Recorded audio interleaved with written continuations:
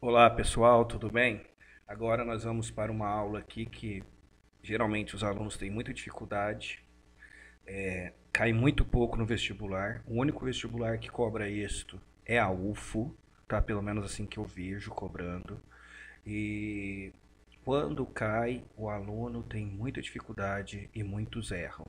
Então vamos prestar atenção nessa aula.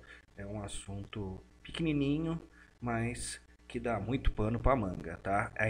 Essa aula é dentro da escolástica e é a questão dos universais, tá? Então, os primeiros filósofos a discutir a questão dos universais foi lá na antiguidade, Platão e Aristóteles. Pa- Platão, os universais eram reais, estavam no mundo das ideias, enquanto para Aristóteles os universais poderiam ser encontrados também no mundo sensível. Mas vamos pensar. Primeiro, o que é um universal? Né? Se você olhar esta imagem na tela aí do computador, o que todos esses itens têm em comum? Provavelmente você vai falar a cor vermelha. Então, a cor vermelha, neste caso, é um universal. Por quê? Universal é algo que é partilhado entre os objetos, tá? Por exemplo, ali você tem uma TV e um rádio. Eles e um aqui, ó.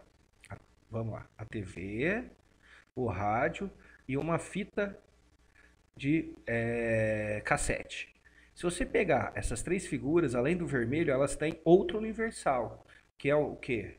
Os três têm formato retangular. Então isso também seria um universal entre essas três figuras. Então é isso. Isso seria universal. Então, para Platão, universal faz parte do mundo das ideias. Para Aristóteles, poderia ser encontrado também no mundo sensível. Embora o Platão se contradiz aí um pouco depois, e o próprio Aristóteles também. É muito complexo essa ideia do universal para eles. A questão dos universais começa com um problema. Qual que é esse problema? É um questionamento. Começa quando eles passam dentro da biologia, olha lá, temos aí um exemplo de gênero e espécie, né? Então, nesse caso, o gênero é o canis, e aí você tem as espécies, por exemplo, canis familiares, canis lupus, canis latrans. Então, eles queriam saber se o canis é algo real ou não. Porque as pessoas olham para um cachorro, um canis familiares, ou para um lobo, que é o canis lupus, e fala que existe. Agora, e o gênero canis? Isto existe? Então, o canis seria o universal que liga essas três espécies. Assim como também você vai ter aí com todos os animais, eles pertencem a um gênero. Então, a pergunta era: esse gênero é só palavra, é um conceito ou é algo real? E daí vai se expandir toda a discussão sobre os universais, tá? Deixa eu passar aqui para frente. Então você vai ter três escolas principais. Você vai ter a escola realista, que acha que o universal é real, e ela é subdividida em duas, tá? Você vai ter a escola nominalista, que acredita que é só nome, e você vai ter a escola conceitualista. O vestibular quer saber, geralmente, em qual escola os filósofos se enquadram. A escola realista, ela acredita que o universal é algo real, ou seja, Canis é algo real.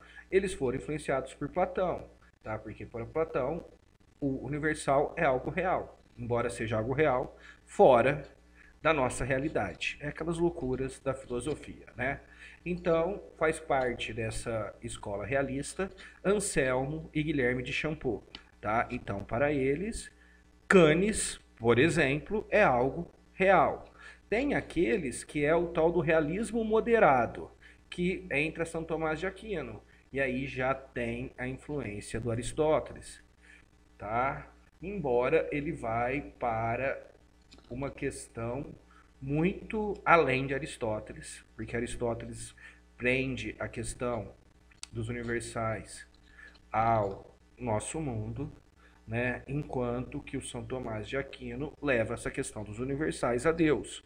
Então, para ele, sim, universal é real, mas ele é real no nosso espírito. Por quê? Porque Deus colocou em nós isto.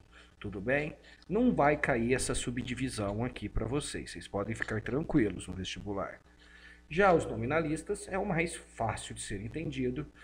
Eles são opostos aos realistas. Enquanto os realistas acreditam que o universal é algo concreto, algo real, mesmo que seja fora da nossa realidade, os nominalistas acreditam que o universal é só uma palavra, tá? Logo, não está ligado à realidade. Depois, na filosofia, você vai ter vários filósofos nominalistas, principalmente os empíricos, tá? O David Hume e o John Locke são grandes exemplos de filósofos nominalistas. Para eles, nós nunca chegamos à verdade, né? Aquela verdade absoluta, no caso, tá?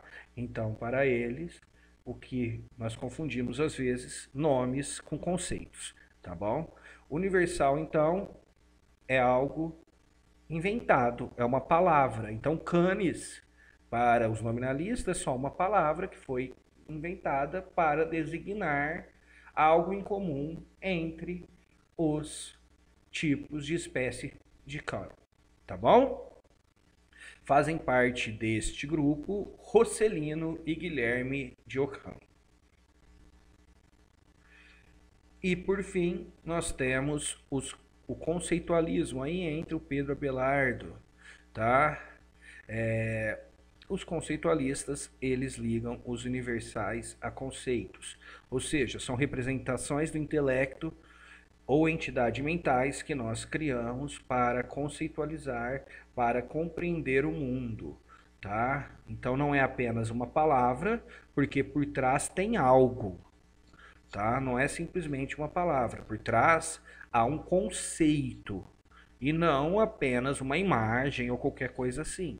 Então os conceitualistas, eles estão no meio termo entre o nominalista e o realista. O conceitualista, ele trabalha com a ideia que nós criamos conceitos e esses conceitos representam algo, tá? Representa algo. Então não é real, nem é só palavra. Pedro Abelardo é o grande nome do conceitualismo. É isso, pessoal. Espero que tenham gostado. Muito obrigado.